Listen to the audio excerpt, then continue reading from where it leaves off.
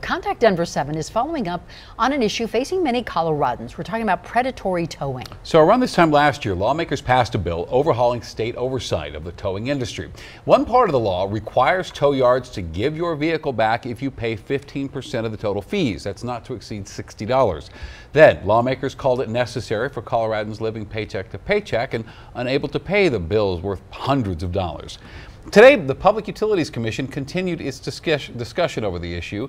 They say some companies have not been acting in good faith. Denver 7's Danielle Kreuter explains the new changes being proposed to clear up confusion around the bill and put a stop to what some are calling consumer harming practices.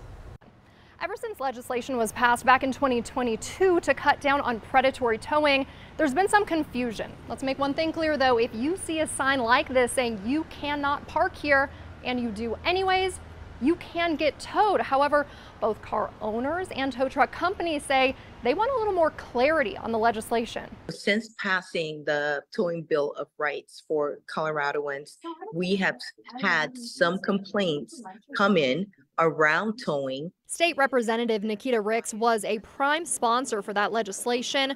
Rules for it are being adjusted through public hearings with the Public Utilities Commission or the PUC. The legislature was extremely clear in HB 1314. When someone can't afford the bill, they can pay $60, provide that PUC form and get their car back.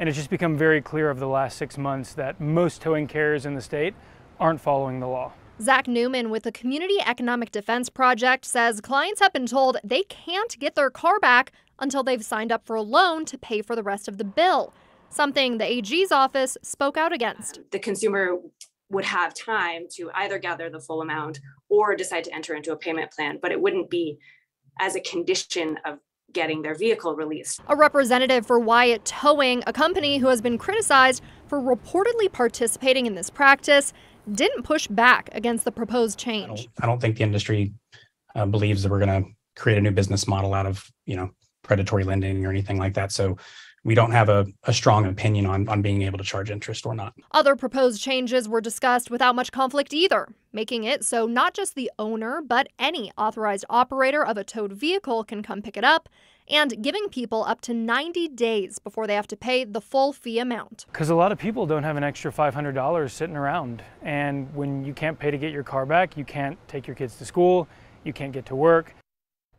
While several of those topics were pretty well received by both tow truck companies and consumer advocates, today none of them are official just yet. And in Shannon, there will be at least one more public hearing to discuss the changes talked about today. That one is set for August 31st. Yeah, so much frustration. Such a terrible topic, yes. Danielle Kreuter tonight. Thanks, Danielle. Thanks.